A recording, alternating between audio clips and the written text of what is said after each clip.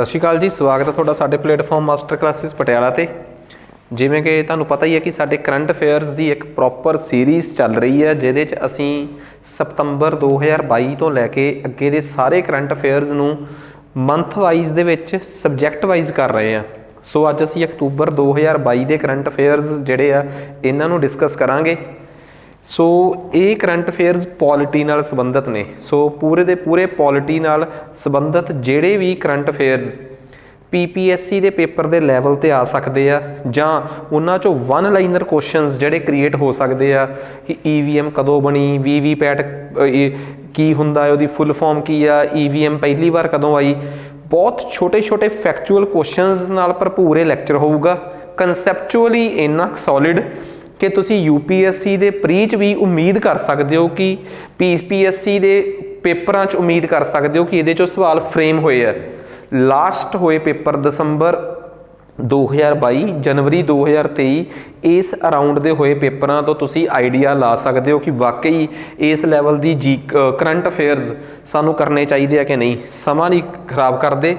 Election commission ने मतदाता junction जिहड़ा है उन्होंने लॉन्च किया ऑल इंडिया रेडियो ते। ऑल इंडिया रेडियो मतलब भारत का आकाशवाणी, ठीक है, जिहड़ा 1936 शुरू होंदा है। फिर उस तो बाद दूरदर्शन 1959 1959 शुरू होंदा। उस प्लेटफॉर्म ते साडे जिहड़े ने वोटर्स ने उन्होंने जागरूक करने वास्ते मतदाता जंक्शन नाम का एक प्रोग्राम लॉन्च किया है।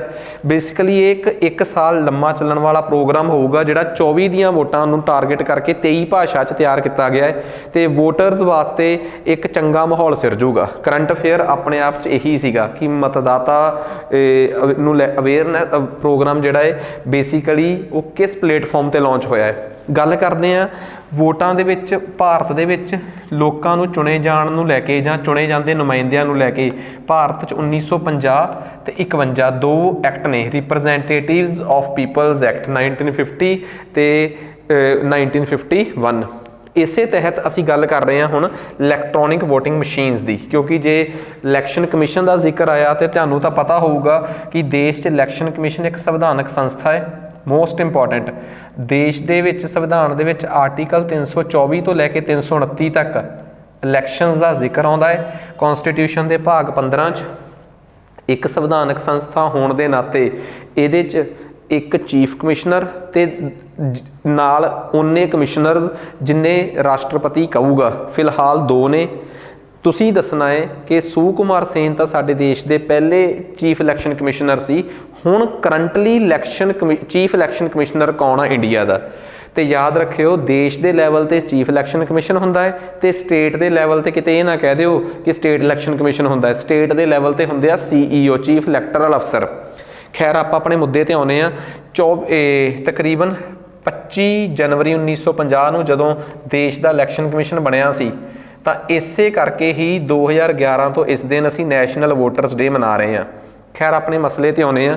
इलैक्ट्रॉनिक वोटिंग मशीन्स इनू लैके पेपर च पूछा जा सकता कि 1980s MB हनीफा ने इनू मतलब कि पहली बार भारत दे विच इन्हां नूं इन्वेंट किया सी। 1982 दे विच केरला दे विच पहले केरला की एक असैंबली सी नॉर्थ पराउर, इस विधान सभा चोणां च इन्हां नूं पहली बार यूज़ किया गया सी। 1999 के इलैक्शनस 1999 च इलैक्शन कमिशन ने भारत इलैक्ट्रॉनिक्स ते electronics corporation of India limited दो कंपनियां दे नाल जॉइंट वेंचर किया, मतलब सांझ पाई ते इलैक्ट्रॉनिक वोटिंग मशीन बनाउण दा ठेका दिता। तो तुहानूं पता है कि भारत दे विच एक एक्ट आ इलैक्ट्रॉनिक अपना रिप्रजेंटेटिव्स ऑफ पीपल्स एक्ट 1951। उहदे विच एक सैक्शन 61 दे नाल एक नवां सैक्शन नवीं धारा जोड़ी, सैक्शन 61 है, जिहदे च लिखिया गया कि हुण तो बाद बैलेट की जगह ते जां बैलेट के नाल लोड़ पैण ते EVMs यूज़ कीतियां जाणगियां। फिर उस तो बाद आया साल पहली बार प्रॉपर लैवल ते 1998 ते 2001 इन्हां चोणां दे विच फेजड मैनर च विधान सभा दी चोणां च इन्हां नूं प्रॉपरली यूज़ किया गया। 2014 तो बाद इन्हां नूं विधान सभा ते पार्लीमेंट दीयां सारियां चोणां च वरतिया जा रहा है। EVM अपने आप च एक इलैक्ट्रॉनिक वोटिंग मशीन हुंदी है जिहड़ी कि 6 वोल्ट की अल्कलाइन बैटरी ते चलदी है। स्पैशली उन्हां इलाकिਆਂ 'ਚ भी चलदी है जिथे इलैक्ट्रिसिटी नहीं गी। एक वोट पाउण वास्ते ਘੱਟੋ ਘੱਟ 30 ਸੈਕਿੰਡ ਦਾ ਸਮਾਂ ਲੱਗਦਾ ਹੈ ਪ੍ਰੋਪਰ ਜਿਹੜਾ ਹੈ, ਠੀਕ ਆ। ਇਹਦੇ 'ਚ ਇੱਕ 2 ਯੂਨਿਟ ਹੁੰਦੇ, ਇੱਕ ਕੰਟਰੋਲ ਯੂਨਿਟ ਤੇ ਇੱਕ ਬੈਲਟ ਯੂਨਿਟ, ਤੇ ਵੱਧ ਤੋਂ ਵੱਧ ਇੱਕ ਕੰਟਰੋਲ ਯੂਨਿਟ ਦੇ ਨਾਲ 4 ਮਸ਼ੀਨਾਂ ਫਿੱਟ ਹੋ ਸਕਦੀਆਂ, ਤੇ ਇੱਕ ਮਸ਼ੀਨ ਤੇ 16 ਕੈਂਡੀਡੇਟਸ ਦੇ ਨਾਮ ਆ ਸਕਦੇ ਆ। ਜਿੱਥੇ 64 ਤੋਂ ਵੱਧ ਕੈਂਡੀਡੇਟ ਜਿਸ ਹਲਕੇ 'ਚ ਖੜੇ ਹੋ ਜਾਣਗੇ ਉੱਥੇ ਬੈਲਟ ਦੇ ਨਾਲ ਹੀ ਵੋਟਾਂ ਪਵਾਈਆਂ ਜਾਣਗੀਆਂ। ਸੋ ਇਹ ਸਾਰੇ ਫੈਕਟਸ ਨੇ ਜਿਹੜੇ ਮੈਂ ਕਵਰ ਕਰਤੇ। ਇਹਦੇ ਨਾਲ ਇੱਕ ਪ੍ਰਿੰਟ ਵੀ ਨਿਕਲੂਗਾ, ਜਿਹੜਾ ਪ੍ਰਿੰਟ ਆ ਉਹ ਵੋਟਰ ਦੁਆਰਾ ਵੈਰੀਫਾਈ ਕੀਤਾ ਗਿਆ ਪੇਪਰ ਹੋਊਗਾ, ਜਿਹੜਾ ਕਿ ਇਹ ਸ਼ੋਅ ਕਰੂਗਾ ਕਿ ਜਿਸ ਬੰਦੇ ਦੇ ਨਾਮ ਸਾਹਮਣੇ ਦਾ ਮੈਂ ਬਟਨ ਦਬਾਇਆ ਹੈ ਉਸੇ ਦੇ ਨਾਂ ਦੀ ਪਰਚੀ ਨਿਕਲ ਕੇ ਸਾਹਮਣੇ ਬਾਕਸ 'ਚ ਡਿੱਗੀ ਆ। ਉਹਨੂੰ ਕਿਹਾ ਜਾਊਗਾ VVPAT, voter verified paper audit trial. VVPAT ਕੀ ਆ, EVM ਕੀ ਆ, EVM ਕਿਵੇਂ ਕੰਮ ਕਰਦੀ ਆ, ਕਿਹੜੀ ਬੈਟਰੀ ਤੇ ਚੱਲਦੀ ਆ, ਕਿੰਨੇ ਕੈਂਡੀਡੇਟ ਲੜ ਸਕਦੇ ਆ, ਹਰ ਇੱਕ ਉਹ ਚੀਜ਼ ਜਿਹੜੀ ਇੰਪੋਰਟੈਂਟ ਲੱਗਦੀ ਸੀ ਮੈਂ ਇਹਦੇ 'ਚ ਫਿੱਟ ਕੀਤੀ ਆ। ਤੇ ਤੁਹਾਨੂੰ ਇਹ ਜਿਹੜੀ ਬੁੱਕ ਮਿਲੂਗੀ, ਜਿਵੇਂ ਕਿ ਸਤੰਬਰ ਦੀ ਆ, ਫਿਰ ਅਕਤੂਬਰ, ਫਿਰ ਨਵੰਬਰ, ਸਾਰੇ ਕਰੰਟ ਅਫੇਅਰਸ ਇਸ ਤਰੀਕੇ ਨਾਲ ਤੁਹਾਡੇ ਨਾਇਬ ਤਹਿਸੀਲਦਾਰ ਦੇ ਫੁੱਲ ਕੋਰਸ ਤੇ ਕਰੈਸ਼ ਕੋਰਸ 'ਚ ਜਾ ਰਹੇ ਆ। ਬਿਲਕੁਲ ਵੀ ਸਕਿਪ ਨਹੀਂ ਕਰਨੇ। ਕਹਿੰਦੇ ਭਾਰਤ 'ਚ ਇੱਕ ਨੈਸ਼ਨਲ ਲੋਕ ਅਦਾਲਤ 12 ਨਵੰਬਰ ਨੂੰ ਲੱਗਣ ਜਾ ਰਹੀ ਸੀ 2022 'ਚ। ਕਰੰਟ ਅਫੇਅਰ ਕਰਕੇ ਲੋਕ ਅਦਾਲਤ ਖਬਰਾਂ 'ਚ ਆ ਗਈ। ਕਹਿੰਦੇ ਲੋਕ ਅਦਾਲਤ ਬੇਸਿਕਲੀ ਇੱਕ ਨਾ, ਜਿਵੇਂ ਭਾਰਤ ਦੇ ਵਿੱਚ ਡਿਸਪਿਊਟਸ ਨੂੰ ਰੀਐਡਰੈਸ ਕਰਨ ਵਾਸਤੇ ਇੱਕ ਅਲਟਰਨੇਟ ਡਿਸਪਿਊਟ ਮੈਕੈਨਿਜ਼ਮ ਆ। ਅਲਟਰਨੇਟ ਡਿਸਪਿਊਟ ਮੈਕੈਨਿਜ਼ਮ ਦਾ ਮਤਲਬ ਹੁੰਦਾ ਹੈ ਝਗੜੇ ਨਿਪਟੇਰਨ ਦਾ ਇੱਕ ਦੂਜਾ ਰਾਹ, ਕੋਰਟ ਤੋਂ ਬਾਹਰਲਾ ਰਾਹ। ਸੋ ਲੋਕ ਅਦਾਲਤ ਨੂੰ ਇਸ ਤਰੀਕੇ ਦੇ ਕੇਸ ਦੇ ਇਸ ਤਰੀਕੇ ਦੀ ਕੈਟੇਗਰੀ 'ਚ ਰੱਖਿਆ ਗਿਆ ਹੈ। ਲੋਕ ਅਦਾਲਤ 'ਚ ਹਰ ਇੱਕ ਉਹ ਕੇਸ ਜਿਹੜਾ ਸਿਵਲ ਮੈਟਰ ਨਾਲ ਰਿਲੇਟਡ ਹੋਵੇ ਤੇ ਜੇ ਕ੍ਰਿਮੀਨਲ ਆ ਤੇ ਕੰਪਾਊਂਡੇਬਲ ਹੋਵੇ, ਜਿਹਦੀ ਜ਼ਮਾਨਤ ਹੋ ਸਕਦੀ ਹੈ, ਇਹੋ ਜਿਹੇ ਕੇਸ ਜੇ ਜਾਂ ਤਾਂ ਉਹ ਉੱਪਰਲੀ ਅਦਾਲਤ 'ਚ ਨਹੀਂ ਗਏ ਜਾਂ ਗਏ ਆ ਤੇ ਹਜੇ ਪ੍ਰੀ ਲਿਟੀਗੇਸ਼ਨ ਦੀ ਸਟੇਜ ਤੇ ਆ, ਉਹਨੂੰ ਕੰਪਰੋਮਾਈਜ਼ ਕੀਤਾ ਜਾ ਸਕਦਾ ਹੈ, ਸਮਝੌਤਾ ਕਰਵਾਇਆ ਜਾ ਸਕਦਾ ਹੈ, ਠੀਕ ਆ। ਸੋ ਇਹ ਉਸ ਕੇਸ ਤੇ ਹੁਣ ਭਾਰਤ ਦੇ ਵਿੱਚ ਲੋਕ ਅਦਾਲਤਾਂ ਬਣੀਆਂ ਕਿਵੇਂ। 1982 'ਚ ਪਹਿਲੀ ਵਾਰ ਗੁਜਰਾਤ 'ਚ ਇਹਨੂੰ ਪ੍ਰੋਟੋਟਾਈਪ ਇੱਕ ਨਮੂਨੇ ਦੇ ਤੌਰ ਤੇ ਬਣਾਇਆ ਗਿਆ। ਫਿਰ ਭਾਰਤ 'ਚ ਇੱਕ ਕਾਨੂੰਨ ਪਾਸ ਕੀਤਾ ਗਿਆ NALSA, national legal service authority act. So ਇਸ ਐਕਟ ਦੇ ਪਾਸ ਹੋਣ ਤੋਂ ਬਾਅਦ 87 ਦੇ ਵਿੱਚ ਇਹ ਐਕਟ ਜਿਹੜਾ ਬਣਦਾ ਹੈ। ਫਿਰ ਉਸ ਤੋਂ ਬਾਅਦ 93 94 'ਚ ਇਹ ਸਾਰੀਆਂ ਜਿਹੜੀਆਂ ਅਦਾਲਤਾਂ ਨੇ ਇਹ ਵਿਧਾਨਿਕ ਦਰਜਾ ਹਾਸਲ ਕਰ ਲੈਂਦੀਆਂ, ਕਿਉਂਕਿ ਇਹ ਸਾਰੀਆਂ ਇਸ ਐਕਟ ਦੇ ਦਾਇਰੇ 'ਚ ਆ ਜਾਂਦੀਆਂ। ਲੋਕ ਅਦਾਲਤਾਂ ਦੇ ਵਿੱਚ ਅਪੀਲ ਜਿਹੜੀ ਆ, ਠੀਕ ਆ, ਉਹ ਦੋਵਾਂ ਪਾਰਟੀਆਂ ਦੇ ਸਮਝੌਤੇ ਨਾਲ ਜਾਂਦੀ ਆ, ਤੇ ਜੇ ਸਮਝੌਤਾ ਫਾਈਨਲ ਫੈਸਲਾ ਆ ਜੇ ਉਹ ਬਾਈਂਡਿੰਗ ਆ, ਉਹ ਬਾਅਦ 'ਚ ਕਿਸੇ ਵੀ ਅਦਾਲਤ 'ਚ ਚੈਲੰਜ ਨਹੀਂ ਕੀਤਾ ਜਾ ਸਕਦਾ। ਇਹਦਾ ਮਤਲਬ ਇਹ ਨਹੀਂ ਕਿ ਜਿਹੜੇ ਬੰਦੇ ਦੇ ਖਿਲਾਫ ਫੈਸਲਾ ਆ ਗਿਆ ਉਹ ਕਿਤੇ ਵੀ ਨਹੀਂ ਜਾ ਸਕਦਾ। ਇਟ ਮੀਨਸ ਉਹ ਨਵੇਂ ਸਿਰੇ ਤੋਂ ਪ੍ਰੋਸੀਜਰ ਦੇ ਹਿਸਾਬ ਨਾਲ ਆਪਣੇ ਕੇਸ ਨੂੰ ਦੁਬਾਰਾ ਸ਼ੁਰੂ ਕਰ ਸਕਦਾ ਹੈ। ਸੋ ਇਹ ਇਹਦੀ ਖਾਸੀਅਤ ਆ। ਕੋਈ ਕੋਰਟ ਫੀਸ ਨਹੀਂ, ਠੀਕ ਆ। ਇਹਦੇ 'ਚ ਇਹ ਬਹੁਤ ਇੰਪੋਰਟੈਂਟ ਗੱਲ ਆ। ਸੋ ਕਿਹੜੇ ਕੇਸ ਜਿਹੜੇ ਜਾਂ ਤਾਂ ਕਿਸੇ ਅਦਾਲਤ ਅੱਗੇ ਪੈਂਡਿੰਗ ਪਏ ਤੇ ਜਾਂ ਹਜੇ ਕਿਸੇ ਅਦਾਲਤ ਅੱਗੇ ਨਹੀਂ ਗਏ, ਉਹ ਕੇਸ ਇਹਦੇ 'ਚ ਆ ਸਕਦੇ ਆ। ਪਰ ਸ਼ਰਤ ਕੀ ਆ ਕਿ ਉਹ ਕੇਸ ਨੌਨ ਕੰਪਾਊਂਡੇਬਲ ਨਾ ਹੋਣ। ਮਤਲਬ ਕਿ ਨੌਨ ਕੰਪਾਊਂਡੇਬਲ ਦਾ ਮਤਲਬ ਇਹ ਆ ਕਿ ਜਿਹੜੇ ਕੇਸ 'ਚ ਗੈਰ ਮਤਲਬ ਕਿ ਜ਼ਮਾਨਤੀ ਵਾਰੰਟ ਨਾ ਨਿਕਲੇ ਹੋਣ, ਉਹ ਕੇਸ ਇਹਦੇ 'ਚ ਆ ਸਕਦੇ ਆ। ਤੇ ਮੈਂ ਤੁਹਾਡੀ ਜਾਣਕਾਰੀ ਲਈ ਦੱਸਦਾ ਕਿ national legal service authority act NALSA ਜਿਹੜਾ ਬਣਿਆ ਹੋਇਆ ਹੈ, ਇਹਦੇ ਤਹਿਤ ਭਾਰਤ ਦਾ ਜਿਹੜਾ ਚੀਫ ਜਸਟਿਸ ਆ ਉਹ ਚੀਫ ਪੈਟਰਨ ਹੋਊਗਾ ਨਲਸਾ ਦੇ ਤਹਿਤ, ਠੀਕ ਆ। ਜਿਹੜੀ ਸਭ ਤੋਂ ਉੱਪਰਲੀ ਨੈਸ਼ਨਲ ਲੀਗਲ ਸਰਵਿਸ ਅਥਾਰਟੀ ਬਣੀ ਹੋਈ ਆ, ਉਹਦਾ ਜਿਹੜਾ chief justice of state high court ਹੋਊਗਾ ਉਹ ਚੀਫ ਪੈਟਰਨ ਹੋਊਗਾ ਉਸ ਸਟੇਟ ਲੈਵਲ ਦੀ ਲੀਗਲ ਸਰਵਿਸ ਅਥਾਰਟੀ ਦਾ। ਇਹਨਾਂ ਦੀ ਜ਼ਿੰਮੇਵਾਰੀ ਹੈ ਕਿ ਲੋਕ ਅਦਾਲਤਾਂ ਸਹੀ ਤਰੀਕੇ ਨਾਲ ਕੰਮ ਕਰਨ। ਤੇ ਮੈਂ ਤੁਹਾਨੂੰ ਦੱਸਦਾ ਭਾਰਤ ਦੇ ਸੰਵਿਧਾਨ 'ਚ ਆਰਟੀਕਲ 39A 'ਚ ਵੀ ਲਿਖਿਆ ਹੋਇਆ ਹੈ ਕਿ ਕੋਸ਼ਿਸ਼ ਕੀਤੀ ਜਾਵੇ ਕਿ ਗਰੀਬ ਲੋਕਾਂ ਨੂੰ ਫ੍ਰੀ ਲੀਗਲ ਏਡ ਦਿੱਤੀ ਜਾਵੇ। ਤੇ ਮੈਂ ਇਹ ਵੀ ਸਾਫ਼ ਪਤਾ ਹੈ ਕੌਨਸਟੀਟਿਊਸ਼ਨ ਇਹ ਬਕਾਇਦਾ, ਕੌਨਸਟੀਟਿਊਸ਼ਨ ਨਹੀਂ ਲਾਅ ਇਹ ਬਕਾਇਦਾ ਦੱਸਦਾ ਹੈ ਕਿ ਕਿਹੜੇ ਲੋਕਾਂ ਨੂੰ ਫ੍ਰੀ ਲੀਗਲ ਸਰਵਿਸ ਮਿਲਣੀ ਚਾਹੀਦੀ ਆ। ਵੀਮੈਨ ਹੋ ਗਈਆਂ, ST SC ਜਿਹੜੇ ਕਾਮੇ ਹੋ ਗਏ, ਜਿਹੜੇ ਕਿਸੇ ਤਰੀਕੇ ਦੇ ਹੜ੍ਹ ਪੀੜਤ ਜਾਂ ਕਿਸੇ ਵਾਇਲੈਂਸ ਜਾਂ ਕਿਸੇ ਸੋਕੇ ਦਾ ਸ਼ਿਕਾਰ ਲੋਕ ਨੇ, ਡਿਸੇਬਲਡਸ ਨੂੰ, ਕਸਟਡੀ 'ਚ ਜਿਹੜੇ ਲੋਕ ਨੇ, ਜਾਂ ਜਿਨ੍ਹਾਂ ਦੀ ਇਨਕਮ ਉਸ ਲੈਵਲ ਤੋਂ ਘੱਟ ਆ ਜਿਹੜੀ ਸਟੇਟ ਗੌਰਮੈਂਟ ਨੇ ਤੈਅ ਕੀਤੀ ਹੋਈ ਆ, ਜੇਕਰ ਉਹਨਾਂ ਦਾ ਕੇਸ ਕਿਸੇ ਅਦਾਲਤ 'ਚ ਚੱਲਦਾ ਹੈ। ਪਰ ਜੇ ਕਿਸੇ ਦਾ ਕੇਸ ਸੁਪਰੀਮ ਕੋਰਟ 'ਚ ਚੱਲਦਾ ਤੇ ਸਾਲਾਨਾ ਇਨਕਮ 5 ਲੱਖ ਤੋਂ ਘੱਟ ਹੋਣੀ ਚਾਹੀਦੀ ਹੈ। ਜਾਂ ਟ੍ਰੈਫਿਕਿੰਗ ਦਾ ਸ਼ਿਕਾਰ ਲੋਕ, ਇਹ ਉਹ ਲੋਕ ਨੇ ਜਿਨ੍ਹਾਂ ਨੂੰ ਸੰਵਿਧਾਨ ਦੇ 39A ਦੇ ਤਹਿਤ ਫ੍ਰੀ ਲੀਗਲ ਏਡ, ਠੀਕ ਆ, ਮੁਫਤ ਕਾਨੂੰਨੀ ਮਦਦ ਦਾ ਜਿਹੜਾ ਇਹ ਭਰੋਸਾ ਜਾਂ ਕਾਨੂੰਨਨ ਭਰੋਸਾ ਹੈਗਾ ਹੈ। सो ये बहुत इंपॉर्टेंट सी।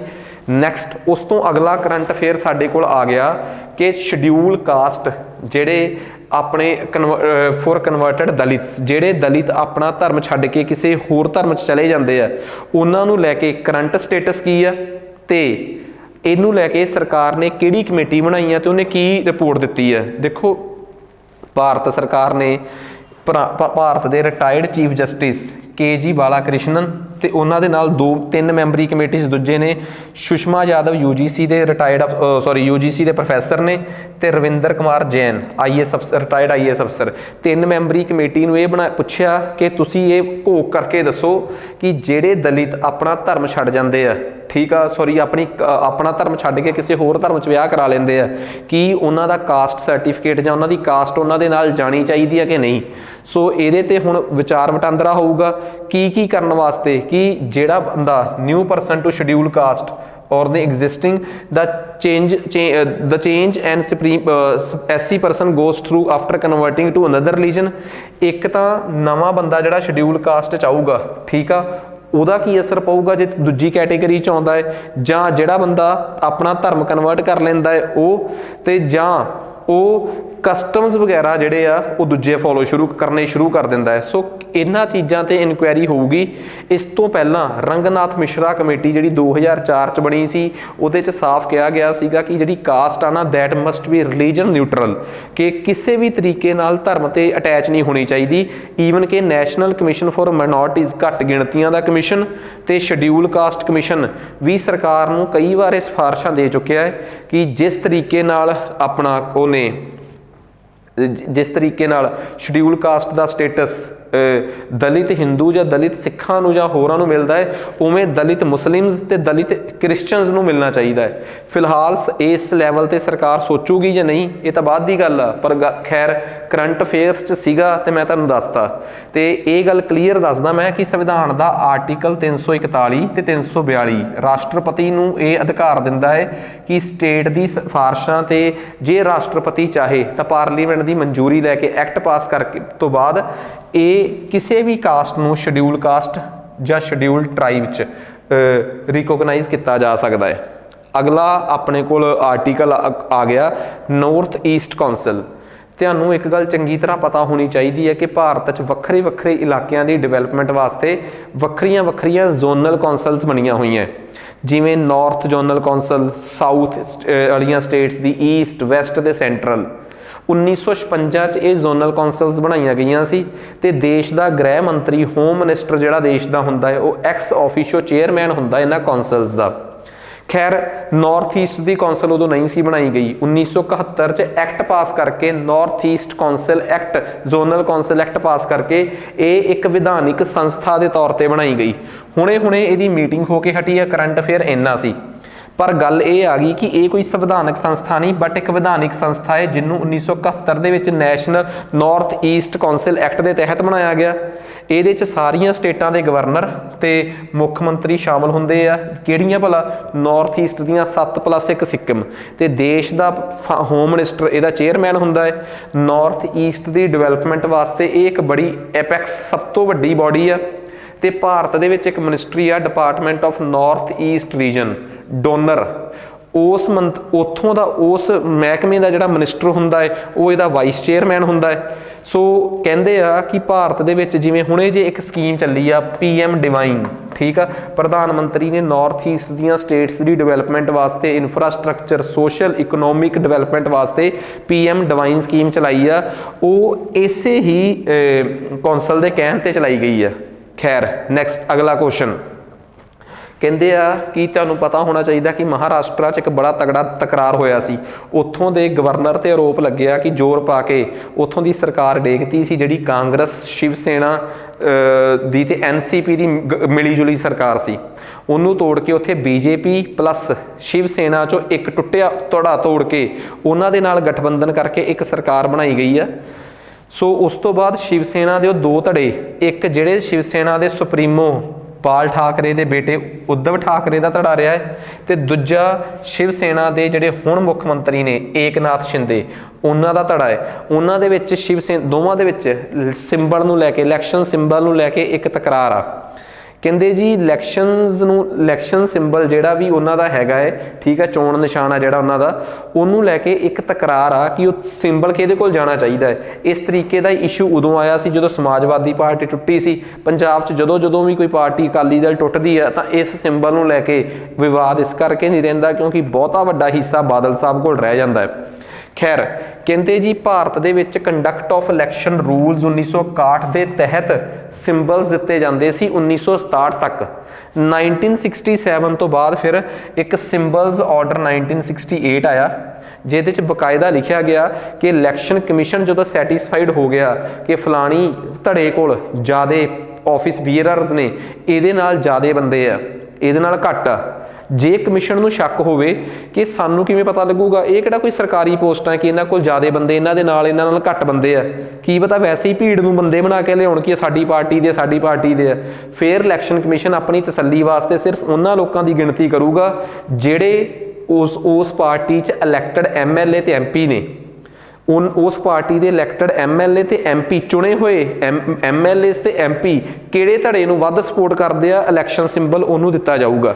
ਤੇ ਜਿਹੜੀ ਪਾਰਟੀ ਨੂੰ ਇਲੈਕਸ਼ਨ ਸਿੰਬਲ ਨਹੀਂ ਮਿਲਿਆ, ਠੀਕ ਆ ਨਾ, ਜਿਹੜੀ ਪਾਰਟੀ ਨੂੰ ਇਲੈਕਸ਼ਨ ਸਿੰਬਲ ਨਹੀਂ ਮਿਲਿਆ ਉਹਨੂੰ ਨਵੇਂ ਸਿਰਿਓਂ ਰਜਿਸਟ੍ਰੇਸ਼ਨ ਕਰਾਉਣੀ ਪਊਗੀ। ਤੇ ਜੇ ਉਸ ਤੋਂ ਬਾਅਦ ਤੁਹਾਨੂੰ ਇੱਕ ਗੱਲ ਪਤਾ ਹੋਣੀ ਚਾਹੀਦੀ ਹੈ ਕਿ ਜਦੋਂ ਇੱਕ ਪਾਰਟੀ ਇਲੈਕਸ਼ਨ ਲੜਦੀ ਆ, ਲੜਨ ਤੋਂ ਬਾਅਦ ਜੇ ਉਸ ਪਾਰਟੀ ਨੂੰ 1% ਤੋਂ ਵੱਧ, ਇੱਕ ਲੈਵਲ ਤੋਂ ਵੱਧ, ਕਿਸੇ ਇੱਕ ਪਾਰਟੀਕੂਲਰ ਲੈਵਲ ਤੋਂ ਵੱਧ ਪਰਸੈਂਟੇਜ ਆਫ ਵੋਟਸ ਜਾਂ ਸੀਟਸ ਮਿਲ ਜਾਣ ਤਾਂ ਉਹ ਪਾਰਟੀ ਉਸ ਸਟੇਟ ਦੀ ਸਟੇਟ ਰੀਕੋਗਨਾਈਜ਼ਡ ਪਾਰਟੀ ਹੋ ਸਕਦੀ ਹੈ। ਜਾਂ ਜੇ ਉਹ ਬਹੁਤ ਜ਼ਿਆਦਾ ਵਧੀਆ ਪਰਫਾਰਮ ਕਰਦੇ ਫਿਰ ਉਹ ਨੈਸ਼ਨਲ ਪਾਰਟੀ ਵੀ ਰੀਕੋਗਨਾਈਜ਼ ਬਣ ਸਕਦੀ ਹੈ। ਫਿਲਹਾਲ ਸਭ ਤੋਂ ਪਹਿਲਾਂ ਜਦੋਂ ਤੁਹਾਨੂੰ ਸਿੰਬਲ ਮਿਲਣ ਵਾਸਤੇ ਤੁਸੀਂ ਦੋ ਧੜੇ ਬਣੇ, ਇੱਕ ਧੜਾ ਸਿੰਬਲ 'ਚ ਜਿੱਤ ਗਿਆ, ਤੁਸੀਂ ਰਹਿ ਗਏ ਚੁੱਪ ਕਰਕੇ ਇਲੈਕਸ਼ਨ ਕਮਿਸ਼ਨ 'ਚ ਜਾ ਕੇ ਆਪਣੀ ਰਜਿਸਟ੍ਰੇਸ਼ਨ ਕਰਾਓ, ਤੁਸੀਂ ਉਸੇ ਦਿਨ ਤੋਂ ਰਜਿਸਟਰਡ ਪਾਰਟੀ ਬਣ ਗਏ। ਰਜਿਸਟਰਡ ਹੋਣ ਤੋਂ ਬਾਅਦ, ਠੀਕ ਆ, ਤੁਸੀਂ ਮਾਨਤਾ ਪ੍ਰਾਪਤ ਉਦੋਂ ਹੋਵੋਗੇ ਜਦੋਂ ਅਗਲੀਆਂ ਆਉਣ ਵਾਲੀਆਂ ਚੋਣਾਂ 'ਚ ਤੁਸੀਂ ਪਰਫਾਰਮੈਂਸ ਕਰੋਗੇ ਤੇ ਤੁਹਾਡੀ ਪਰਫਾਰਮੈਂਸ ਦੇ ਆਧਾਰ ਤੇ ਦੇਖਿਆ ਜਾਊਗਾ ਕਿ ਤੁਹਾਨੂੰ ਇਸ ਸਟੇਟ ਦੇ ਵਿੱਚ ਸਟੇਟ ਪਾਰਟੀ ਕਹਿਣਾ ਹੈ ਕਿ ਨਹੀਂ ਕਹਿਣਾ, ਠੀਕ ਆ। ਮਾਨਤਾ ਪ੍ਰਾਪਤ ਦੀ ਇੰਗਲਿਸ਼ ਹੁੰਦੀ ਆ ਰਿਕੋਗਨਾਈਜ਼ਡ, ਤੇ ਤੁਸੀਂ ਜਸਟ ਆਪਣੀ ਇਲੈਕਸ਼ਨ ਕਮਿਸ਼ਨ ਕੋਲ ਰਜਿਸਟ੍ਰੇਸ਼ਨ ਕਰਾਉਂਦੇ ਹੋ ਤਾਂ ਰਜਿਸਟਰਡ। ਜਿਹੜੇ ਧੜੇ ਨੂੰ ਇਹ ਸਿੰਬਲ ਮਿਲੂਗਾ ਉਹ ਧੜਾ ਤਾਂ ਪੁਰਾਣੇ ਸਟੇਟਸ ਦੇ ਹਿਸਾਬ ਨਾਲ ਚੱਲੂਗਾ। ਜੇ ਉਹ ਪਾਰਟੀ ਰਜਿਸਟਰਡ ਆ ਤਾਂ ਰਜਿਸਟਰਡ, ਜੇ ਉਹ ਰਿਕੋਗਨਾਈਜ਼ ਹੋ ਚੁੱਕੀ ਹੈ ਤਾਂ ਦੱਸੋ ਸਟੇਟ ਪਾਰਟੀ ਆ ਕਿ ਨੈਸ਼ਨਲ ਆ। ਜੇ ਉਹ ਧੜਾ ਜਿਹੜਾ ਹੈ ਹਾਰਿਆ ਹੋਇਆ ਧੜਾ ਹੈ, ਉਹਨੂੰ ਪਹਿਲਾਂ ਰਜਿਸਟ੍ਰੇਸ਼ਨ ਕਰਾਉਣੀ ਪਊਗੀ, ਫਿਰ ਅਗਲੀਆਂ ਆਉਣ ਵਾਲੀਆਂ ਚੋਣਾਂ ਦੀ ਵੇਟ ਕਰਨੀ ਪਊਗੀ।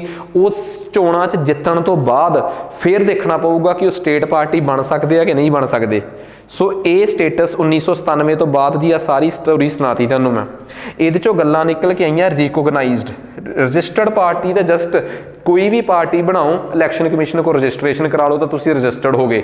ਉਸ ਤੋਂ ਬਾਅਦ ਜੇ ਤੁਹਾਨੂੰ ਇੱਕ ਪਾਰਟੀਕੂਲਰ ਪ੍ਰਤੀਸ਼ਤ ਤੋਂ ਵੱਧ ਵੋਟਾਂ ਪੈਂਦੀਆਂ ਤੁਹਾਡੀ ਸਟੇਟ 'ਚ ਤਾਂ ਤੁਸੀਂ ਸਟੇਟ ਪਾਰਟੀ, ਜੇ ਨੈਸ਼ਨਲ ਪੱਧਰ ਤੇ ਪਰਫਾਰਮੈਂਸ ਵੱਡਾ ਹੈ ਤਾਂ ਨੈਸ਼ਨਲ ਪਾਰਟੀ। ਅਜੇ ਤੱਕ ਸਿਰਫ 9 ਪਾਰਟੀਆਂ ਨੂੰ ਹੀ ਰਾਸ਼ਟਰੀ ਪਾਰਟੀਆਂ ਹੋਣ ਦਾ ਮਾਣ ਹਾਸਲ ਆ ਤੇ 9ਵੀਂ ਪਾਰਟੀ AAP। ਸੁਣਿਆ ਕਿਸੇ ਨੇ ਨਾਮ ਆਮ ਆਦਮੀ ਪਾਰਟੀ? ਕਿਉਂ ਨਹੀਂ ਸੁਣਿਆ ਬਈ। 9 ਪਾਰਟੀਆਂ ਨੂੰ ਨੈਸ਼ਨਲ ਪਾਰਟੀਆਂ ਦਾ ਦਰਜਾ ਹੈ। ਕਾਂਗਰਸ ਹੋ ਗਈ, BJP ਹੋ ਗਏ, communist party of India, party of India, Marxist, CPI, CPM ਹੋ ਗਈ, ਠੀਕ ਆ। ਇਸ ਤੋਂ ਬਾਅਦ ਆਪਣੀ ਇੱਕ NCP, ਕਾਂਗਰਸ ਦੇ ਵਿੱਚੋਂ ਨਿਕਲੀ ਹੋਈ NCP, ਠੀਕ ਆ। ਇੱਕ ਪਾਰਟੀ ਆਪਣੀ ਹੋ ਗਈ NNP, ਸੰਗਮਾ ਸਾਹਿਬ ਦੀ ਪਾਰਟੀ ਹੋ ਗਈ। ਇੱਕ ਉਸ ਤੋਂ ਬਾਅਦ ਆਪਣੀ ਸ਼ਾਇਦ ਆਈ ਥਿੰਕ BSP ਤੇ SP ਚੋਂ ਕੋਈ ਇੱਕ ਪਾਰਟੀ ਆ, ਠੀਕ ਆ। ਇੱਕ ਤ੍ਰਿਮੂਲ ਕਾਂਗਰਸ ਹੋ ਗਈ। ਸੋ 9 ਪਾਰਟੀਆਂ ਨੇ ਜਿਨ੍ਹਾਂ ਨੂੰ ਨੈਸ਼ਨਲ ਪਾਰਟੀ ਹੋਣ ਦਾ ਦਰਜਾ ਹਾਸਲ ਆ। ਸੋ ਨੈਸ਼ਨਲ ਪਾਰਟੀ ਦੇ ਫਾਇਦੇ ਬਹੁਤ ਨੇ। ਜਿਹੜੀ ਨੈਸ਼ਨਲ ਪਾਰਟੀ ਬਣ ਜੇ ਉਹਨਾਂ ਪਾਰਟੀਆਂ ਨੂੰ ਜਦੋਂ ਵੀ ਚੋਣਾਂ ਹੋਣਗੀਆਂ ਤਾਂ ਉਹ 40 ਸਟਾਰ ਪ੍ਰਚਾਰਕ ਉਤਾਰ ਸਕਦੇ ਆ ਉਹਦੇ 'ਚ ਇਲੈਕਸ਼ਨਸ 'ਚ। ਨੋਰਮਲ ਪਾਰਟੀਆਂ ਜਿਹੜੀਆਂ ਨੇ ਉਹ ਸਿਰਫ 20 ਪ੍ਰਚਾਰਕ ਹੀ ਉਤਾਰ ਸਕਦੀਆਂ, ਠੀਕ ਆ। ਉਸ ਤੋਂ ਬਾਅਦ ਨੈਸ਼ਨਲ ਪਾਰਟੀ ਜਿਹੜੀ ਆ ਉਹਦਾ ਸਿੰਬਲ ਪੂਰੇ ਭਾਰਤ 'ਚ ਫਿਕਸ ਰਹਿੰਦਾ ਹੈ। ਜੇ ਉਹ ਕਿਸੇ ਸਟੇਟ 'ਚ ਚੋਣਾਂ ਨਹੀਂ ਵੀ ਲੜ ਰਹੀ ਤਾਂ ਉੱਥੇ ਵੀ ਉਹਨਾਂ ਦਾ ਸਿੰਬਲ ਕੋਈ ਹੋਰ ਯੂਜ਼ ਨਹੀਂ ਕਰ ਸਕਦਾ। ਸੋ ਇਸ ਤਰੀਕੇ ਦਾ ਸਟੇਟਸ ਸਟੇਟ ਪਾਰਟੀ ਨੂੰ ਹਾਸਲ ਨਹੀਂ ਗਾ, ਠੀਕ ਆ। ਸੋ ਜੇ ਆਪਾਂ ਇਲੈਕਸ਼ਨ ਕਮਿਸ਼ਨ ਦਾ ਹੈਂਡਬੁੱਕ 2019 ਵਾਲੀ ਦੇਖੀਏ ਤਾਂ 3 ਕੰਡੀਸ਼ਨਸ ਨੇ, 1 2 3 ਕੰਡੀਸ਼ਨਸ ਨੇ ਜਿਹਦੇ ਨਾਲ ਤੁਸੀਂ ਨੈਸ਼ਨਲ ਪਾਰਟੀਆਂ ਬਣ ਸਕਦੇ ਹੋ।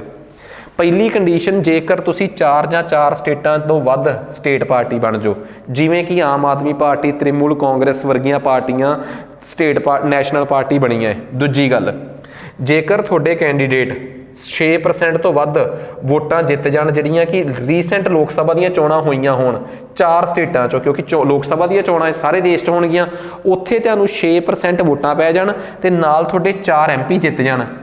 ਤੁਹਾਨੂੰ ਪਤਾ ਆਮ ਆਦਮੀ ਪਾਰਟੀ ਨੂੰ 2014 'ਚ 4 MP ਉਹਨਾਂ ਦੇ ਜਿੱਤ ਗਏ ਸੀਗੇ, ਪਰ ਉਹਨਾਂ ਨੂੰ 6% ਵੋਟਾਂ ਨਹੀਂ ਸੀ ਪਈਆਂ, ਨਹੀਂ ਤਾਂ ਉਦੋਂ ਹੀ ਨੈਸ਼ਨਲ ਪਾਰਟੀ ਬਣ ਜਾਂਦੇ। ਦੂਜੀ ਗੱਲ, ਜੇ ਤੁਸੀਂ 3 ਸਟੇਟਾਂ 'ਚੋਂ, ਭਾਰਤ ਦੀਆਂ 3 ਸਟੇਟਾਂ 'ਚੋਂ ਮਿਲਾ ਕੇ ਘੱਟੋ ਘੱਟ 2% ਸੀਟਾਂ ਜਿੱਤ ਜੋ ਤਾਂ 543 ਦਾ 2% 11 ਬਣਦਾ, 11 ਲੋਕ ਸਭਾ ਸੀਟਾਂ ਜਿੱਤੋ। ਠੀਕ ਆ। ਖੈਰ, ਹੁਣ ਆ ਗਈ ਸਟੇਟ ਪਾਰਟੀ ਬਣਨ ਦੀ ਕੰਡੀਸ਼ਨ। ਕਿਸੇ ਵੀ ਸਟੇਟ 'ਚ ਜੇ ਤੁਸੀਂ ਸਟੇਟ ਪਾਰਟੀ ਬਣਨਾ ਤੇ ਉਸ ਸੂਬੇ ਦੀਆਂ ਵਿਧਾਨ ਸਭਾ ਚੋਣਾਂ 'ਚ ਘੱਟੋ ਘੱਟ ਤੁਹਾਨੂੰ 6% ਵੋਟਾਂ ਪਲੱਸ 2 ਵਿਧਾਨ ਸਭਾ ਦੀਆਂ ਸੀਟਾਂ, ਦੋਵੇਂ ਚੀਜ਼ਾਂ ਜਿੱਤਣੀਆਂ ਪੈਣਗੀਆਂ। ਅਦਰਵਾਈਜ਼ 6% ਵੋਟ ਜੇ ਨੇੜੇ, ਜੇ ਪਿੱਛੇ ਜੇ ਲੋਕ ਸਭਾ ਦੇ ਚੋਣਾਂ ਹਟ ਕੇ ਹਟੀਆਂ ਤਾਂ 6% ਵੋਟਾਂ ਤੇ ਲੋਕ ਸਭਾ ਦੀ 1 ਸੀਟ। ਜੇ ਵਿਧਾਨ ਸਭਾ ਦੀਆਂ ਵੋਟਾਂ ਹੋ ਕੇ ਹਟੀਆਂ ਤਾਂ 6% ਵੋਟਾਂ ਨਾਲ 2 ਸੀਟਾਂ, ਜੇ ਲੋਕ ਸਭਾ ਦੀਆਂ ਚੋਣਾਂ ਹੋ ਕੇ ਹਟੀਆਂ ਤਾਂ 6% ਵੋਟਾਂ ਨਾਲ 1 ਸੀਟ। ਤੀਸਰੀ ਗੱਲ, ਜੇਕਰ ਪਿੱਛੇ ਵਿਧਾਨ ਸਭਾ ਦੀਆਂ ਸੀਟਾਂ ਹੋ ਕੇ ਹਟੀਆਂ ਤਾਂ ਤੁਸੀਂ 6% ਵੋਟਾਂ ਨਹੀਂ ਹਾਸਲ ਕੀਤੀਆਂ ਤਾਂ ਤੁਸੀਂ ਵਿਧਾਨ ਸਭਾ ਦੀਆਂ 3% ਸੀਟਾਂ ਹੀ ਜਿੱਤ ਲਓ, ਜਾਂ 3% ਜਾਂ 3 ਵਿਚ ਐਵਰ ਇਜ਼ ਲੈਸ, ਜੋ ਘੱਟ ਨੇ, ਜਾਂ 3% ਜਾਂ 3 ਜੋ ਘੱਟ ਨੇ। ਅਗਲੀ ਗੱਲ, ਜੇਕਰ ਪਿੱਛੇ ਲੋਕ ਸਭਾ ਦੀਆਂ ਸੀਟਾਂ ਹੋ ਕੇ ਹਟੀਆਂ ਤਾਂ 25 ਸੀਟਾਂ ਪਿੱਛੇ 1 ਸੀਟ ਜਿੱਤ ਲਓ, ਤਾਂ ਵੀ ਇੱਕ ਕੰਡੀਸ਼ਨ ਕਲੀਅਰ ਆ। ਲਾਸਟ ਆਪਸ਼ਨ ਜਿਹੜੀ ਜਬਰ ਕਲੀਅਰ ਆ ਕਿ ਮੰਨ ਲਓ ਤੁਹਾਨੂੰ ਸੀਟਾਂ ਸੂਟਾਂ ਨਹੀਂ ਮਿਲੀਆਂ, ਪਰ ਤੁਹਾਨੂੰ ਹਰ ਇੱਕ ਹਲਕੇ 'ਚ ਲੋਕਾਂ ਨੇ ਪਿਆਰ ਬਹੁਤ ਕੀਤਾ ਤੇ ਪੂਰੇ ਤੁਹਾਨੂੰ 8% ਵੋਟਾਂ ਪੈ ਗਈਆਂ। ਆਮ ਆਦਮੀ ਪਾਰਟੀ ਨੂੰ ਗੁਜਰਾਤ 'ਚ 11% ਵੋਟਾਂ ਪੈ ਗਈਆਂ ਸੀ, ਸੋ ਸੀਟਾਂ ਦੀ ਗਿਣਤੀ ਦਾ ਰੌਲਾ ਹੀ ਨਹੀਂ। ਆਮ ਆਦਮੀ ਪਾਰਟੀ ਗੁਜਰਾਤ ਦੀਆਂ 11% ਵੋਟਾਂ ਲੈ ਕੇ ਉੱਥੋਂ ਦੀ ਸਟੇਟ ਪਾਰਟੀ ਬਣ ਗਈ ਤੇ 4 ਸਟੇਟਾਂ ਦੇ ਵਿੱਚ Aam Aadmi party state party ਹੈਗੀ ਆ। ਪੰਜਾਬ ਹੈਗੀ ਆ, ਗੁਜਰਾਤ ਹੈਗੀ ਆ, ਗੋਆ ਹੈਗੀ ਆ ਤੇ ਆਪਣਾ ਦਿੱਲੀ ਆ। ਸੋ ਆਮ ਆਦਮੀ ਪਾਰਟੀ ਦੇਸ਼ ਦੀ 9ਵੀਂ ਨੈਸ਼ਨਲ ਪਾਰਟੀ ਬਣ ਗਈ। ਸੋ ਇਹ ਕਨਸੈਪਟ ਜਿਹੜੇ ਆ ਇਹ ਕਲੀਅਰ ਹੋਣੇ ਚਾਹੀਦੇ ਆ, ਬਹੁਤ ਇੰਪੋਰਟੈਂਟ ਆ। ਠੀਕ ਆ। ਨੈਕਸਟ, ਉਸ ਤੋਂ ਅੱਗੇ ਜਾਣ ਤੋਂ ਪਹਿਲਾਂ ਮੈਂ ਤੁਹਾਨੂੰ ਇੱਕ ਗੱਲ ਦੱਸਦਾ, ਮਾਸਟਰ ਕਲਾਸਿਸ ਪਟਿਆਲਾ ਦੇ ਜਿਹੜੇ ਕੋਰਸਿਸ ਚੱਲ ਰਹੇ ਆ ਨਾ, ਉਹਦੇ 'ਚ ਕੋਰਸ ਦੇ ਨਾਲ ਇਹ ਬੁੱਕਸ ਅਵੇਲੇਬਲ ਨੇ। ਸਾਰੀਆਂ ਬੁੱਕਸ, ਚਾਹੇ ਉਹ ਪੰਜਾਬ ਆ, ਮਾਡਰਨ ਹਿਸਟਰੀ, ਇਨਵਾਇਰਮੈਂਟ, ਜੋਗਰਾਫੀ ਹੋ ਗਈ, ਇੰਡੀਆ ਵਗੈਰਾ, economy, science, polity, Punjabi, English, math, ਸਾਰਾ ਕੁਛ। ਤੁਸੀਂ ਕੋਈ ਵੀ ਕੋਰਸ 'ਚ ਸਾਡੇ 'ਚ ਇਨਰੋਲ ਹੁੰਦੇ ਹੋ, ਕਿਹੜੇ ਕਿਹੜੇ ਕੋਰਸ ਉਹ ਮੈਂ ਦੱਸ ਦਿੰਦਾ। ਆਹ ਮੇਰਾ ਆਪਣਾ ਨੰਬਰ ਆ, ਠੀਕ ਆ, ਆਹ ਟੀਮ ਦੇ ਨੰਬਰ ਨੇ। ਤੁਸੀਂ ਕਿਸੇ ਵੀ ਕੋਰਸ 'ਚ ਪ੍ਰੀ ਕਮ ਨੈਬ, ਪ੍ਰੀ ਕਮ ਮੇਨਸ, PCS ਦਾ ਰਜਿਸਟਰ ਕੋਰਸ, ਇਸ ਤੋਂ ਬਿਨਾਂ ਵੀ ਆਹ ਐਪ ਆ ਸਾਡੀ, ਇੱਥੇ ਪ੍ਰੀ ਕਮ ਨੈਬ ਦੇ ਕਲਿੱਕ ਕਰੋਗੇ ਨਾ ਜਦੋਂ ਤੁਸੀਂ ਐਪ ਖੋਲ ਕੇ, ਠੀਕ ਆ। ਐਪ ਕਿਵੇਂ ਡਾਊਨਲੋਡ ਕਰਨੀ ਆ? ਐਂਡਰੋਇਡ ਵਾਲੇ ਮਾਸਟਰ ਕਲਾਸਿਸ ਪਟਿਆਲਾ ਲੋਗੋ ਆ ਹੋਊਗਾ, ਆਈਫੋਨ ਵਾਲੇ ਮਾਈ ਇੰਸਟੀਟਿਊਟ MVWOG ਕੋਡ, ਤੇ ਤੁਸੀਂ ਇੱਥੇ ਪਹੁੰਚ ਜਾਓਗੇ। 2 ਕੋਰਸ ਨੇ, ਇੱਕ ਨੈਬ ਤਹਿਸੀਲਦਾਰ ਕਮ PCS, ਥੋੜਾ ਜਿਹਾ ਹਾਈ ਲੈਵਲ ਦਾ ਕੋਰਸ ਆ, subject English, Punjabi, math, reasoning, GK ਸਾਰੇ ਮੈਂ ਪੜਾਉਣੇ ਆ, ਕਰੰਟ ਅਫੇਅਰ ਸਭ ਕੁਛ।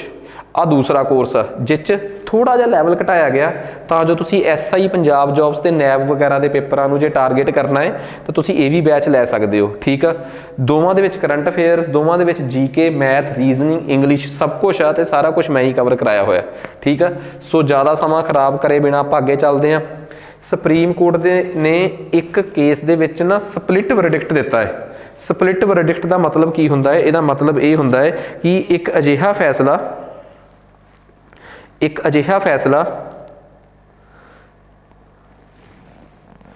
ਜਿਹਦੇ 'ਚ ਇੱਕ ਅਜਿਹਾ ਫੈਸਲਾ ਗੌਰ ਕਰਿਓ, ਇੱਕ ਅਜਿਹਾ ਫੈਸਲਾ ਜਿਹਦੇ 'ਚ ਜੱਜ ਬਰਾਬਰ ਕਿਸੇ ਗੱਲ ਤੇ ਵੰਡੇ ਜਾਣ।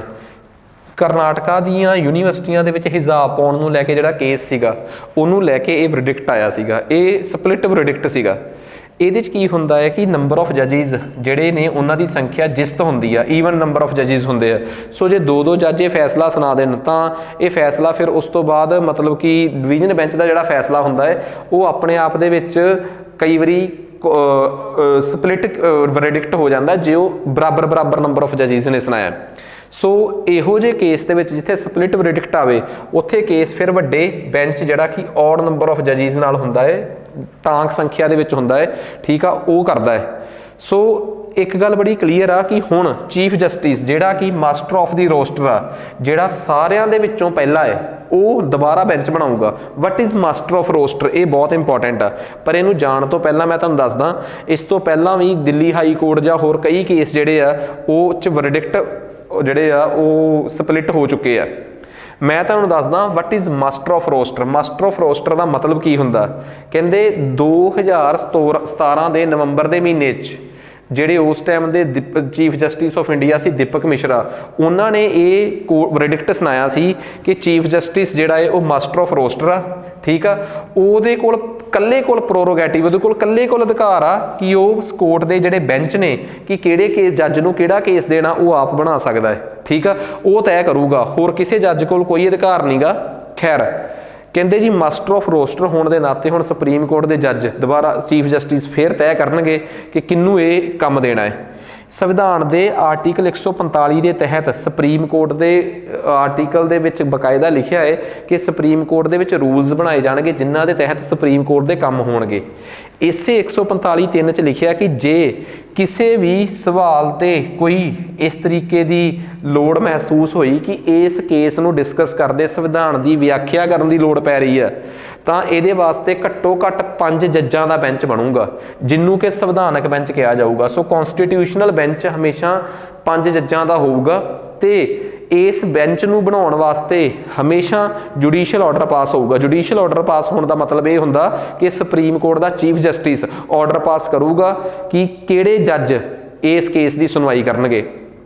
ਭਾਰਤ ਦੇ ਇਤਿਹਾਸਕ ਤੋਂ ਇਤਿਹਾਸਕ ਫੈਸਲੇ, ਜਿਵੇਂ 13 ਜੱਜਾਂ ਦਾ ਸਭ ਤੋਂ ਤਗੜਾ ਬੈਂਚ ਬਣਿਆ ਸੀ ਕੇਸ਼ਵ ਨੰਦਾ ਭਾਰਤੀ ਕੇਸ 'ਚ, ਸੋ ਉਹਨੇ ਵੀ ਮਤਲਬ ਕਿ ਇਹ ਫੈਸਲਾ ਸੁਣਾਇਆ ਸੀ ਤੇ ਉਹ ਵੀ ਜੱਜ ਪਹਿਲਾਂ ਬਿਨਾਂ ਕਿਸੇ ਜੁਡੀਸ਼ੀਅਲ ਆਰਡਰ ਤੋਂ ਹੀ ਬਣਾ ਦਿੱਤਾ ਗਿਆ ਸੀ, ਬਾਅਦ 'ਚ ਉਸ ਕੇਸ ਬੈਂਚ ਨੂੰ ਭੰਗ ਕਰਕੇ ਨਵੇਂ ਸਿਰਿਓਂ ਬੈਂਚ ਬਣਾਇਆ ਗਿਆ।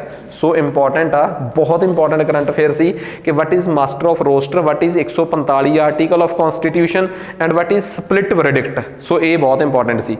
ਅਗਲਾ ਜੀ ਕੇਰਲਾ ਦੇ ਗਵਰਨਰ ਜਿਹੜੇ ਆ, ਠੀਕ ਆ, ਮੈਨੂੰ ਨਾਮ ਭੁੱਲ ਗਿਆ, ਆਸਿਫ ਕੁਛ ਨਾਮ ਉਹਨਾਂ ਦਾ, ਉਹਨਾਂ ਨੇ ਪੰਜਾਬ ਦੇ ਗਵਰਨਰ ਦਾ ਵੀ ਆਹੀ ਹਾਲ ਆ, ਬਨਵਾਰੀ ਲਾਲ ਪੁਰੋਹਿਤ ਆ ਸ਼ਾਇਦ ਉਹ, ਠੀਕ ਆ, ਕਿ ਪੰਜਾਬ ਦੇ ਮੁੱਖ ਮੰਤਰੀ ਨਾਲ ਪੇਚਾ ਪਾਇਆ ਹੋਇਆ ਉਹਨਾਂ ਨੇ ਛੋਟੀਆਂ ਛੋਟੀਆਂ ਗੱਲਾਂ ਨੂੰ ਲੈ ਕੇ। ਜਦੋਂ ਗਵਰਨਰ ਦਾ ਮੁੱਖ ਮੰਤਰੀ ਨਾਲ ਜਾਂ ਉਹਦੀ ਕੌਂਸਲ ਆਫ ਮਿਨਿਸਟਰਸ ਨਾਲ, ਮੰਤਰੀ ਪਰਿਸ਼ਦ ਨਾਲ ਪੇਚਾ ਪੈ ਜੇ ਤਾਂ ਗਵਰਨਰ ਦੀ ਪੋਜੀਸ਼ਨ ਦਾ ਕਰੰਟ ਅਫੇਅਰਸ 'ਚ ਆਉਣਾ ਸੁਭਾਵਿਕ ਆ। ਸੰਵਿਧਾਨ ਦਾ ਆਰਟੀਕਲ 163 ਇਹ ਕਹਿੰਦਾ ਹੈ ਕਿ there shall be a council of ministers headed by chief minister.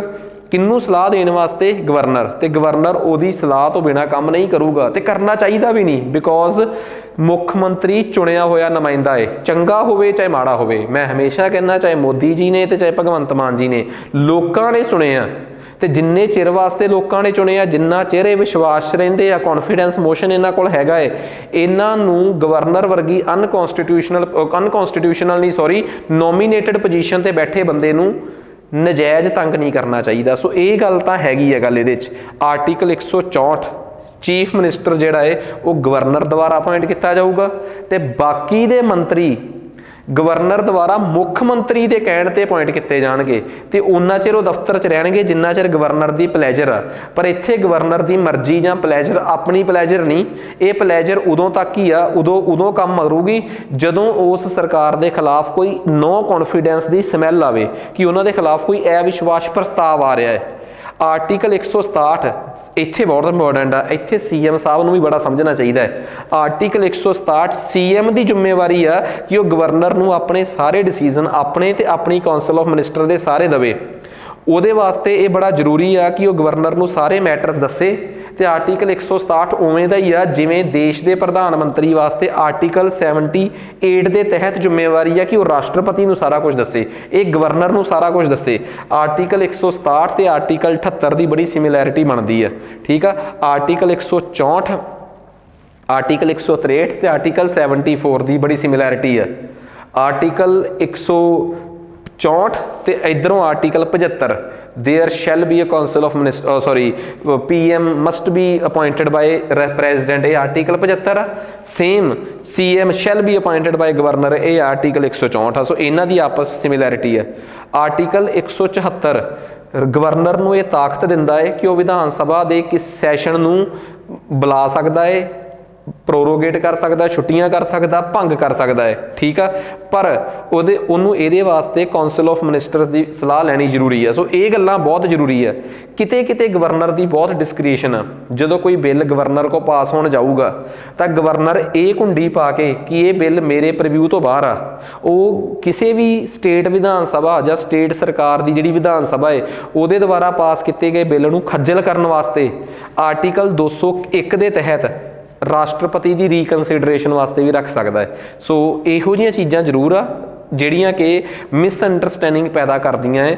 ਮਤਲਬ ਇੱਕ ਪੋਲੀਟੀਕਲ ਸਿਸਟਮ ਜੇ ਸਹੀ ਤਰੀਕੇ ਨਾਲ ਚੱਲਣਾ ਹੋਵੇ ਤਾਂ ਉਹਦੇ ਵਾਸਤੇ ਮੁੱਖ ਮੰਤਰੀ ਤੇ ਗਵਰਨਰ ਇੱਕੋ ਟਰੈਕ ਤੇ ਹੋਣੇ ਬਹੁਤ ਜ਼ਰੂਰੀ ਹੈ। ਕਹਿੰਦੇ ਧਨਰਾਜਯ ਚੰਦਰਚੂੜ ਦੇਸ਼ ਦੇ 50ਵੇਂ ਮੁੱਖ ਨਿਆਧੀਸ਼ ਬਣੇ ਆ। 1950 ਦੇ ਵਿੱਚ ਜਦੋਂ ਇਸ ਦੇਸ਼ ਦੀ ਪਹਿਲੀ ਸੁਪਰੀਮ ਕੋਰਟ ਬਣਦੀ ਹੈ, ਵੈਸੇ ਤਾਂ ਸੁਪਰੀਮ ਕੋਰਟ 1935 ਦੇ ਐਕਟ ਨਾਲ ਫੈਡਰਲ ਕੋਰਟ ਦੇ ਨਾਮ ਨਾਲ ਬਣ ਗਈ ਸੀ।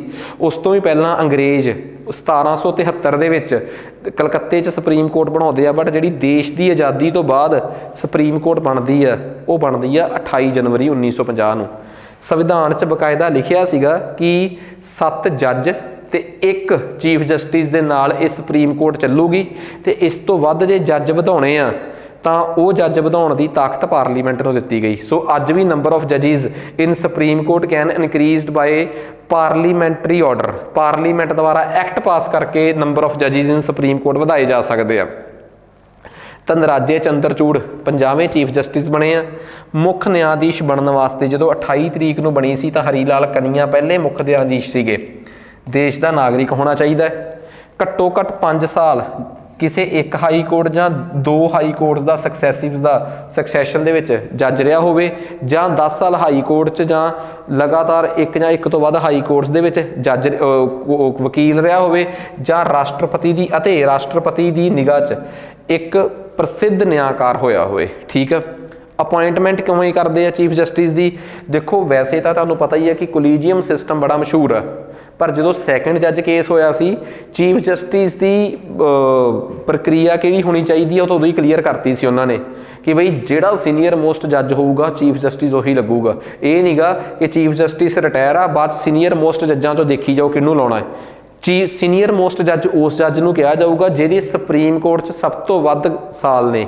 ਜੇ ਸਾਲ ਬਰਾਬਰ ਨੇ ਤਾਂ ਸਭ ਤੋਂ ਵੱਧ ਮਹੀਨੇ, ਜੇ ਮਹੀਨੇ ਬਰਾਬਰ ਆ ਤਾਂ ਸਭ ਤੋਂ ਵੱਧ ਦਿਨ, ਉਹਨੂੰ ਸੀਨੀਅਰ ਮੋਸਟ ਜੱਜ ਕਿਹਾ ਜਾਊਗਾ, ਠੀਕ ਆ।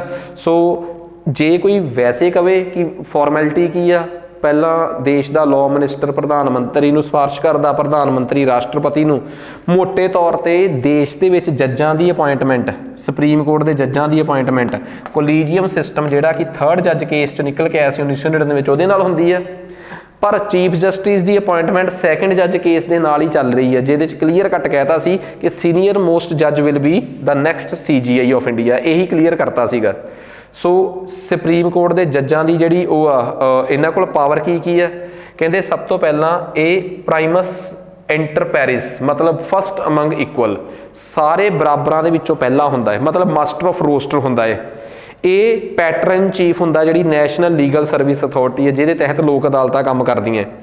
ਸੋ ਇਹ ਆਪਣੀ ਸੁਪਰੀਮ ਕੋਰਟ ਦਾ ਮੁੱਖ ਐਡਮਿਨਿਸਟ੍ਰੇਟਿਵ ਹੈੱਡ ਵੀ ਹੁੰਦਾ ਹੈ। ਸੋ ਇਹ ਜਿੰਨੇ ਵੀ ਕੇਸ ਐਲੋਕੇਟ ਕਰਨੇ ਆ ਆਪਣੇ ਨਾਲ ਜੱਜਾਂ ਨੂੰ, ਉਹ ਇਹ ਕਰਦਾ ਹੈ। ਕੌਨਸਟੀਟਿਊਸ਼ਨਲ ਬੈਂਚ ਬਣਾਉਣ ਦੀ ਪਾਵਰ ਇਹਦੇ ਕੋਲ ਆ। ਹਟਾਏ ਜਾਣ ਦਾ ਤਰੀਕਾ ਸਿਰਫ ਇਹੀ ਆ ਕਿ ਇਸ ਦੇਸ਼ 'ਚ ਸੁਪਰੀਮ ਕੋਰਟ ਦੇ ਕਿਸੇ ਵੀ ਜੱਜ ਨੂੰ ਇਨਕਲੂਡਿੰਗ ਚੀਫ ਜਸਟਿਸ ਜੱਜਿਸ ਇਨਕੁਆਇਰੀ ਐਕਟ 1968 ਦੇ ਤਹਿਤ ਹਟਾਇਆ ਜਾ ਸਕਦਾ ਹੈ। ਉਸ ਐਕਟ ਦੇ ਤਹਿਤ ਕੀ ਆ ਕਿ ਦੇਸ਼ ਦੀ ਚੀਫ ਜਸਟਿਸ ਔਰ ਐਨੀ ਜੱਜ ਆਫ ਸੁਪਰੀਮ ਕੋਰਟ ਨੂੰ ਹਟਾਉਣ ਦੀ ਇੱਕੋ ਇੱਕ ਪਾਵਰ ਪਾਰਲੀਮੈਂਟ ਕੋਲ ਆ। ਕਿਸੇ ਵੀ ਇੱਕ ਹਾਊਸ 'ਚ ਇਹਨਾਂ ਦੇ ਖਿਲਾਫ ਮਤਾ ਪਾਇਆ ਜਾ ਸਕਦਾ ਹੈ। ਹਟਾਉਣ ਦਾ ਮਤਾ ਲੋਕ ਸਭਾ 'ਚੋਂ ਵੀ ਸ਼ੁਰੂ ਕੀਤਾ ਜਾ ਸਕਦਾ ਹੈ, ਜੇ 50 ਮੈਂਬਰ ਰਾਜੀ ਹੋਣ ਤਾਂ ਸ਼ੁਰੂ ਕਰ ਲਈ 100 ਮੈਂਬਰ। ਰਾਜ ਸਭਾ ਤੋਂ ਵੀ ਜੇ 50 ਮੈਂਬਰ ਰਾਜੀ, ਜਿਹੜੇ ਹਾਊਸ ਨੇ ਵੀ ਮਤਾ ਸ਼ੁਰੂ ਕੀਤਾ ਉਸ ਹਾਊਸ ਦਾ ਪ੍ਰੈਸਾਈਡਿੰਗ ਆਫੀਸਰ ਮੰਨਣਾ ਜ਼ਰੂਰੀ ਹੈ। ਉਸ ਤੋਂ ਬਾਅਦ 3 ਜੱਜਾਂ ਦੀ ਇਨਕੁਆਇਰੀ ਕਮੇਟੀ ਬਣੂਗੀ। 14 ਦਿਨਾਂ ਦਾ ਜਿਹੜੇ ਜੱਜ ਨੂੰ ਹਟਾਉਣਾ ਹੈ ਟਾਈਮ ਮਿਲੂਗਾ। ਫਿਰ ਜੱਜ ਦੇ ਬਿਹੇਵੀਅਰ ਨੂੰ ਫੁੱਲੀ ਡਿਸਕਸ ਕੀਤਾ ਜਾ ਸਕਦਾ ਹੈ। ਵੈਸੇ ਜੱਜਾਂ ਦੇ ਬਿਹੇਵੀਅਰ ਨੂੰ ਕਿਤੇ ਵੀ ਡਿਸਕਸ ਨਹੀਂ ਕੀਤਾ ਜਾ ਸਕਦਾ, ਪਰ ਜਦੋਂ ਕਿਸੇ ਜੱਜ ਦਾ ਰਿਮੂਵਲ ਚੱਲਦਾ ਹੋਵੇ ਉਦੋਂ ਕੀਤਾ ਜਾ ਸਕਦਾ ਹੈ। ਤੁਸੀਂ ਮੈਨੂੰ ਕਮੈਂਟ ਕਰਕੇ ਉਸ ਜੱਜ ਦਾ ਨਾਮ ਦੱਸੋ ਜਿਹਨੂੰ ਜਦੋਂ ਇੰਪੀਚ ਕਰਨ ਦਾ ਪ੍ਰੋਸੈਸ ਚੱਲਿਆ ਇੱਕ ਹਾਊਸ ਦੇ ਵਿੱਚੋਂ ਉਹ ਪ੍ਰੋਸੈਸ ਪਾਸ ਹੋ ਗਿਆ ਤੇ ਦੂਜੇ 'ਚ ਪਾਸ ਹੋਣ ਤੋਂ ਪਹਿਲਾਂ ਹੀ ਉਹ ਖੁਦ ਅਸਤੀਫਾ ਦੇ ਗਏ ਸੀ ਕਿ ਉਹ ਸੁਪਰੀਮ ਕੋਰਟ ਦੇ ਕਿਹੜੇ ਜੱਜ ਸੀ। ਮੋਸਟ ਇੰਪੋਰਟੈਂਟ ਕੁਐਸਚਨ ਆ, ਦੇਖੋ ਤੁਹਾਡੇ ਸਾਹਮਣੇ ਦੱਸਤਾ ਮੈਂ।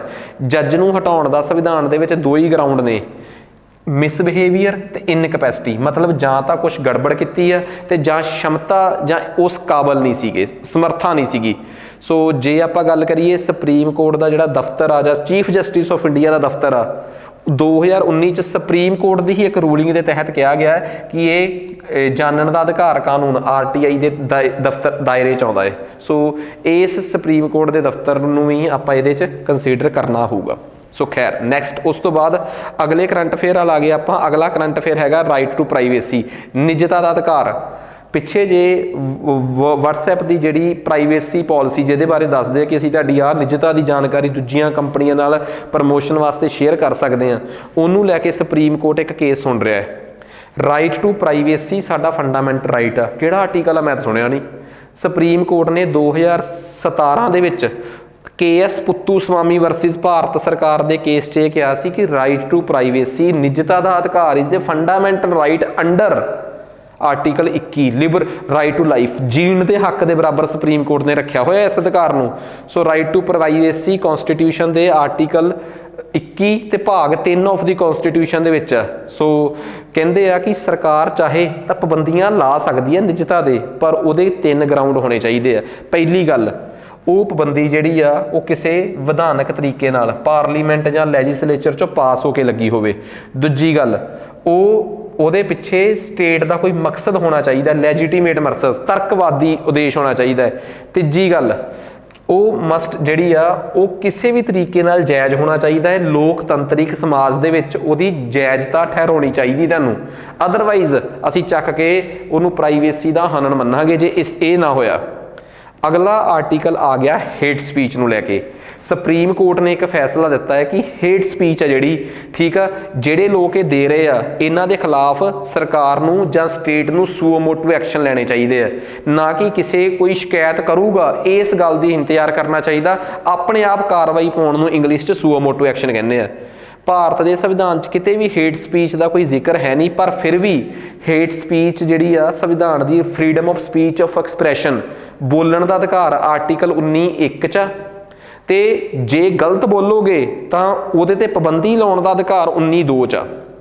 ਸੋ ਸਾਫ਼ ਆ ਕਿ ਤੁਸੀਂ ਕਨਸਟੀਟਿਊਸ਼ਨ ਦੇ ਵਿੱਚ ਵੀ ਲਿਖਿਆ ਹੋਇਆ ਕਿ ਤੁਹਾਡੇ ਬੋਲਣ ਤੇ ਪਾਬੰਦੀ ਲਾਈ ਜਾ ਸਕਦੀ ਹੈ ਜੇ ਤੁਹਾਡੀ ਬੋਲਣਾ ਦੇਸ਼ ਦੀ ਪ੍ਰਭੂਸੱਤਾ ਤੇ ਅਖੰਡਤਾ ਲਈ ਖਤਰਾ ਹੈ, ਦੇਸ਼ ਦੀ ਸਿਕਿਉਰਿਟੀ ਲਈ ਖਤਰਾ ਹੈ, ਦੂਜੇ ਦੇਸ਼ਾਂ ਦੇ ਨਾਲ ਚੰਗੇ ਸੰਬੰਧ ਬਣਾਉਣ ਲਈ ਖਤਰਾ ਹੈ, ਪਬਲਿਕ ਆਰਡਰ ਕਾਨੂੰਨ ਵਿਵਸਥਾ ਲਈ ਖਤਰਾ ਹੈ, ਅੱਛਾਈ ਮੋਰੈਲਿਟੀ ਲਈ ਖਤਰਾ ਹੈ, ਜਾਂ ਕਿਸੇ ਤਰੀਕੇ ਨਾਲ ਡੈਫੇਮੇਸ਼ਨ, ਕਿਸੇ ਦੀ ਮਾਨਹਾਨੀ ਹੋ ਰਹੀ ਹੈ, ਕਿਸੇ ਦਫ਼ਤਰ ਦੀ ਮਾਨਹਾਨੀ ਹੋ ਰਹੀ ਹੈ, ਕਿਸੇ ਉਹਦੀ ਮਾਨਹਾਨੀ ਹੋ ਰਹੀ ਹੈ। ਸੋ ਭਾਰਤ ਦੇ ਸੰਵਿਧਾਨ ਦੇ ਵਿੱਚ ਭਾਰਤੀ ਦੰਡ ਪ੍ਰਣਾਲੀ, ਇੰਡੀਅਨ ਪੀਨਲ ਕੋਡ, ਜਿਹਨੂੰ ਮੈਕੂਲੇ ਸਾਹਿਬ 1860 'ਚ ਬਣਾਉਂਦੇ ਆ, ਉਹਦਾ ਸੈਕਸ਼ਨ 153A ਤੇ 505, 153 ਇਹ ਕਹਿੰਦਾ ਕਿ ਜੇ ਤੁਹਾਡੇ ਬੋਲ ਲੋਕਾਂ 'ਚ ਦੁਸ਼ਮਣੀ ਪੈਦਾ ਕਰ ਰਹੇ ਆ ਜਾਂ ਪਬਲਿਕ ਹਾਰਮਨੀ ਨੂੰ ਖਰਾਬ, ਕਮਿਊਨਲ ਹਾਰਮਨੀ ਨੂੰ ਖਰਾਬ ਕਰ ਰਹੇ ਆ, ਤੇ 505 ਜੇ ਉਹ ਕਿਸੇ ਤਰੀਕੇ ਨਾਲ ਅਰਾਜਕਤਾ ਫੈਲਾ ਰਹੇ ਆ ਤਾਂ ਤੁਹਾਡੇ ਖਿਲਾਫ ਪਰਚਾ ਹੈ।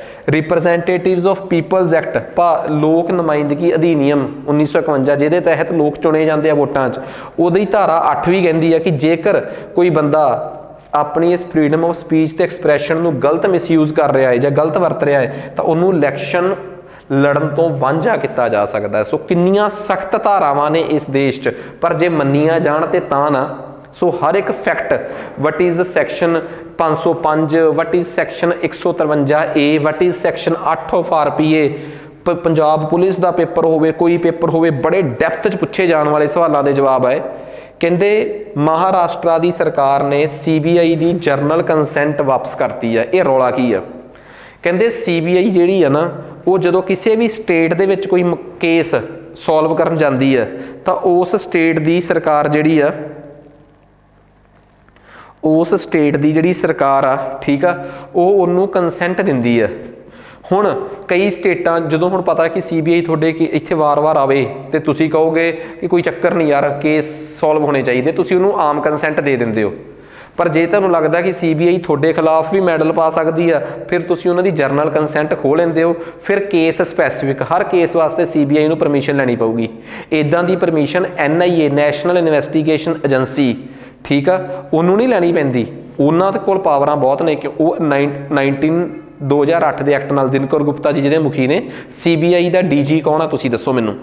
ਕਹਿੰਦੇ ਮਹਾਰਾਸ਼ਟਰ 'ਚ ਜਦੋਂ ਵਿਰੋਧੀਆਂ ਦੀ ਸਰਕਾਰ ਸੀਗੀ, ਕਾਂਗਰਸ ਪਲੱਸ ਆਪਣੀ ਜਿਹੜੀ ਆਪਣਾ ਕਿਹੜਾ ਸੀ ਉਹ ਉद्धਵ ਠਾਕਰੇ ਹੋਣਾ ਦੀ, ਮੈਨੂੰ ਨਾਂ ਭੁੱਲ ਗਿਆ ਉਹਨਾਂ ਦਾ, ਪਿੱਛੇ ਪੜ੍ਹ ਕੇ ਵੀ ਆਏ ਆ, ਸ਼ਿਵ ਸੈਨਾ, ਤਾਂ ਉਦੋਂ ਉਹਨਾਂ ਦੇ ਖਿਲਾਫ CBI ਮਿਸਯੂਜ਼ ਹੋ ਸਕਦੀ ਸੀ। ਉਹਨਾਂ ਨੇ ਕੰਸੈਂਟ ਵਾਪਸ ਲੈ ਲਈ ਸੀ। ਚੰਨੀ ਹੁਣਾਂ ਨੇ ਵੀ ਕੰਸੈਂਟ ਵਾਪਸ ਲੈ ਲਈ ਸੀਗੀ, ਠੀਕ ਆ।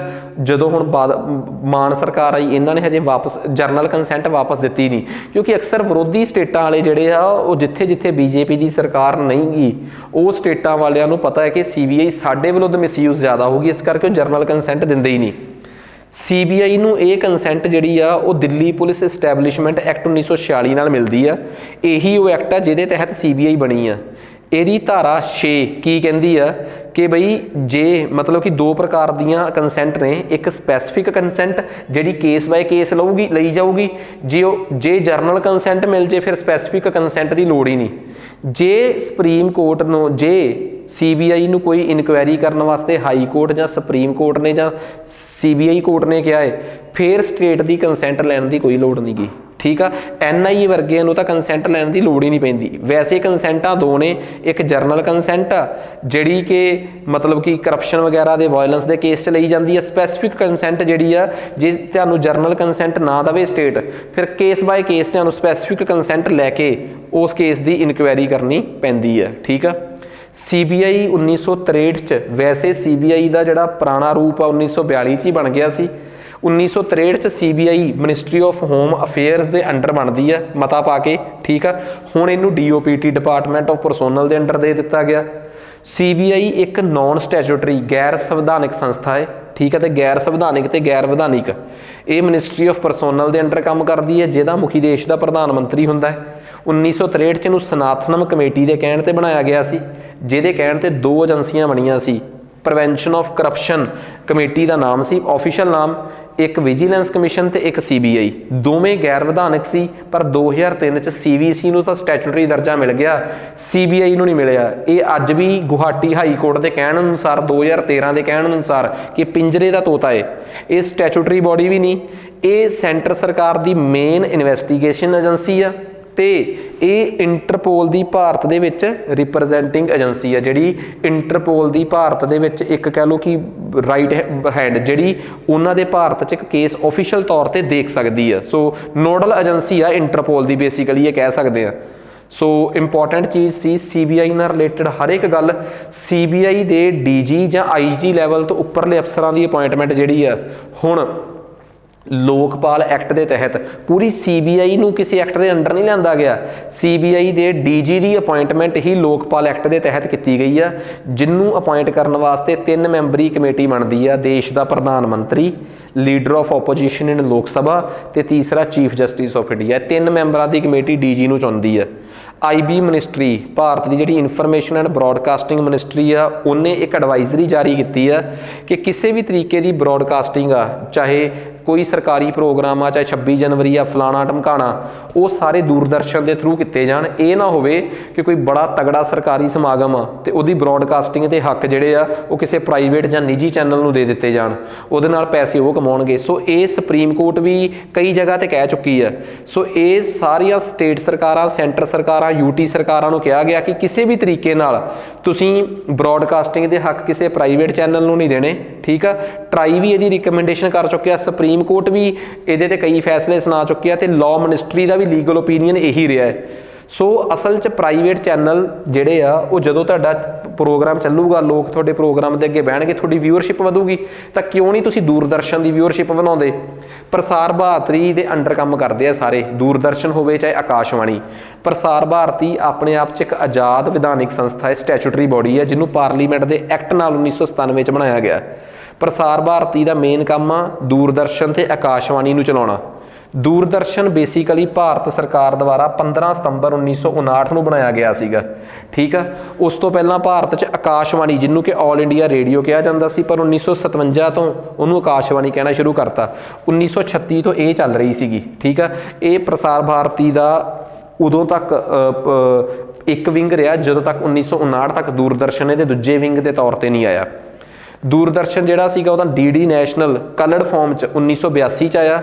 ਜਦੋਂ 15 ਅਗਸਤ ਨੂੰ ਪ੍ਰਧਾਨ ਮੰਤਰੀ ਦੀ ਸਪੀਚ ਤੋਂ ਬਾਅਦ 1982 ਦੀਆਂ ਏਸ਼ੀਅਨ ਗੇਮਾਂ ਜਿਹੜੀਆਂ ਦਿੱਲੀ 'ਚ ਹੋਈਆਂ ਸੀ, 52 ਤੋਂ ਬਾਅਦ ਸਿੱਧੀਆਂ 82 'ਚ ਹੋਈਆਂ ਨਾ, ਜਦੋਂ ਪੰਜਾਬ 'ਚ ਖਾਲਿਸਤਾਨ ਲਹਿਰ ਬਹੁਤ ਪੀਕ 'ਤੇ ਸੀ ਤੇ ਕਿਹਾ ਗਿਆ ਸੀ ਕਿ ਅਸੀਂ ਏਸ਼ੀਅਨ ਗੇਮਾਂ ਨਹੀਂ ਹੋਣ ਦੇਵਾਂਗੇ, ਉਦੋਂ ਕੰਟਰੋਵਰਸੀ ਬਹੁਤ ਹੋਈ ਸੀ, ਤਾਂ ਉਹ ਕਲਰਫੁੱਲ ਤਰੀਕੇ ਨਾਲ ਦਿਖਾਈਆਂ ਗਈਆਂ ਸੀ ਗੇਮਾਂ।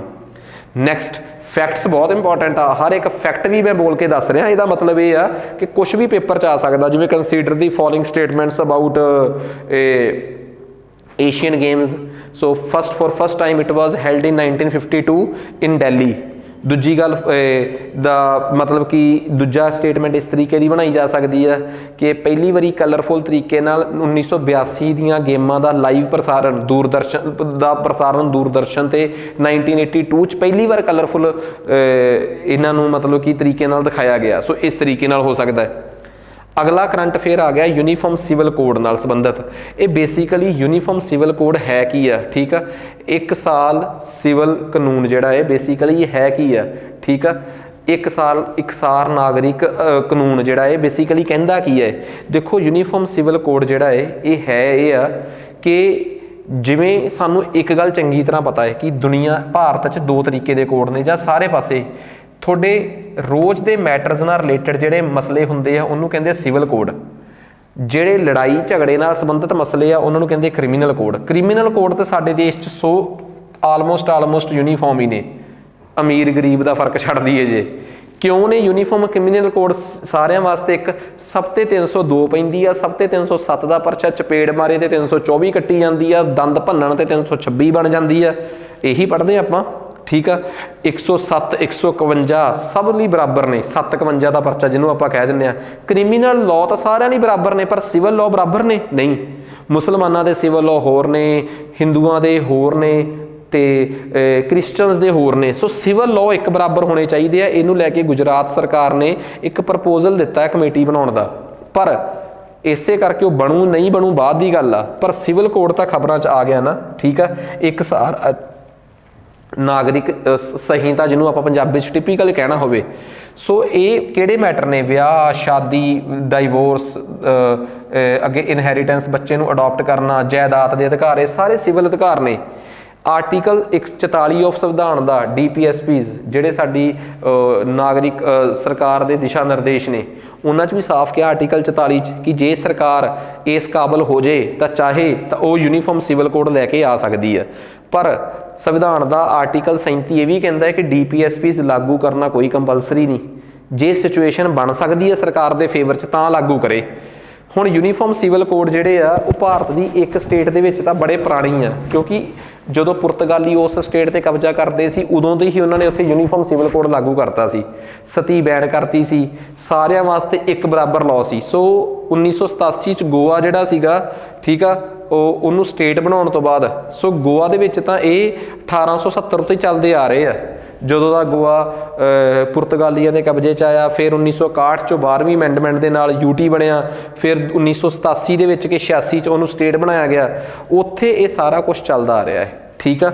ਪਰ ਪੂਰੇ ਭਾਰਤ 'ਚ ਇਹ ਇੱਕਸਾਰ ਨਹੀਂ ਗਏ। ਇਹ ਗੋਆ ਦਾ ਵੱਖਰੇ, ਗੋਆ ਦੇ ਜਿਹੜੇ ਆਪਣੇ ਸਟੇਟ ਲਾਅ ਨੇ ਉਹ ਜ਼ਰੂਰ ਯੂਨੀਫਾਰਮ ਨੇ ਸਾਰਿਆਂ ਵਾਸਤੇ। ਪਰ ਜੇ ਤੁਹਾਡੀ ਜਾਣਕਾਰੀ ਵੀ ਦੱਸਦਾ, ਬਾਕੀ ਭਾਰਤ 'ਚ ਹਜੇ ਯੂਨੀਫਾਰਮ ਸਿਵਲ ਕੋਡ ਦੀ ਦਿੱਲੀ ਬਹੁਤ ਦੂਰ ਆ।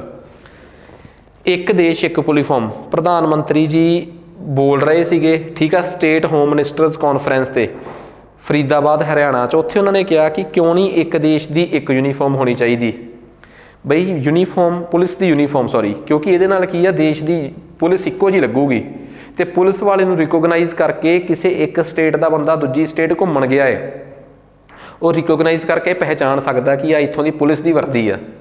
ਸੋ ਪੁਲਿਸ ਦੀ ਵਰਦੀ ਇੱਕ ਬਰਾਬਰ ਹੋਣੀ ਚਾਹੀਦੀ ਆ। ਇਹਨੂੰ ਲੈ ਕੇ ਪੁਲਿਸ ਦਾ ਕੰਮ ਹੁੰਦਾ ਹੈ ਕਿਸੇ ਵੀ ਜਗ੍ਹਾ ਤੇ ਲਾਅ ਐਂਡ ਆਰਡਰ ਨੂੰ, ਕਾਨੂੰਨ ਵਿਵਸਥਾ ਬਣਾ ਕੇ ਰੱਖਣਾ, ਤੇ ਪੁਲਿਸ ਇਹ ਦੋਵੇਂ ਵਿਸ਼ੇ ਸੰਵਿਧਾਨ ਦੀ ਦੂਜੀ ਸੂਚੀ 'ਚ ਸ਼ਾਮਲ ਨੇ, ਜਿਹਨੂੰ ਆਪਾਂ ਰਾਜ ਸੂਚੀ ਕਹਿੰਦੇ ਆ। ਸੰਵਿਧਾਨ ਦੀ 7ਵੀਂ ਅਨੁਸੂਚੀ 'ਚ ਜੇ ਆਪਾਂ ਦੇਖੀਏ ਤਾਂ ਡਿਵੀਜ਼ਨ ਆਫ ਪਾਵਰਸ ਦੇ ਤਹਿਤ ਇਹ ਤਾਕਤਾਂ ਸਟੇਟ ਕੋਲ ਆ। ਸੈਂਟਰ ਸਟੇਟਾਂ ਤੇ ਕੋਈ ਪ੍ਰੈਸ਼ਰ ਬਣਾ ਕੇ ਇਹ ਕੰਮ ਨਹੀਂ ਕਰਾ ਸਕਦਾ ਕਾਨੂੰਨ ਤੌਰ ਤੇ। ਹਾਂ, ਜੇ ਸਾਰੀਆਂ ਸਟੇਟਸ ਉਹ ਹੋਣ ਤਾਂ ਕੁੱਲ ਮਿਲਾ ਕੇ ਇੱਕੋ ਹੀ ਖਾਕੀ ਜਿਹੇ ਰੰਗ ਦੀ ਵਰਦੀ ਨੂੰ ਪੂਰੀ ਸਟੇਟਸ ਦੀਆਂ ਪੁਲਿਸਿਸ ਦੀ ਸਟੇਟ ਵਰਦੀ ਜਿਹੜੀ ਆ ਬਣਾਇਆ ਜਾ ਸਕਦਾ ਹੈ। ਪਰ ਉਹਦੇ ਵਾਸਤੇ ਵੀ ਤੁਹਾਨੂੰ ਮੈਂ ਦੱਸਤਾ ਕਿ ਕੁੰਡੀ ਕੀ ਆ, ਕਿ ਇਹ ਸਟੇਟ ਲਿਸਟ ਦੇ ਵਿਸ਼ੇ ਨੇ ਦੋਵੇਂ, ਠੀਕ ਆ। ਪਬਲਿਕ ਆਰਡਰ ਤੇ ਆਲਮੋਸਟ ਹਰ ਸਟੇਟ ਦੀ ਆਪਣੀ ਪੁਲਿਸ ਆ ਤੇ ਉਹਨਾਂ ਦੀ ਆਪਣੀ ਵਰਦੀ ਆ। ਹਾਂ, ਖਾਕੀ ਆ ਤਾਂ ਖਾਕੀ 'ਚ ਵੀ ਥੋੜਾ ਥੋੜਾ ਫਰਕ ਆ। ਸੋ ਇਹ ਕਹਾਣੀ ਸੀ। ਇਹ ਹੋ ਗਏ ਆਪਣੇ ਪੋਲਿਟੀ ਦੇ ਅਕਤੂਬਰ ਦੇ ਕਰੰਟ ਅਫੇਅਰਸ। ਇਸ ਤੋਂ ਪਹਿਲਾਂ ਮੈਂ ਇਕੋਨਮੀ ਕਵਰ ਕਰ ਚੁੱਕਿਆ। ਇਸ ਤੋਂ ਬਾਅਦ ਆਪਾਂ ਕਰਾਂਗੇ ਸਾਇੰਸ ਟੈਕ। ਅੱਜ ਵਾਸਤੇ ਇੰਨਾ ਹੀ ਬਹੁਤ ਆ ਜੀ। ਇਜਾਜ਼ਤ ਦਿਓ, ਧੰਨਵਾਦ।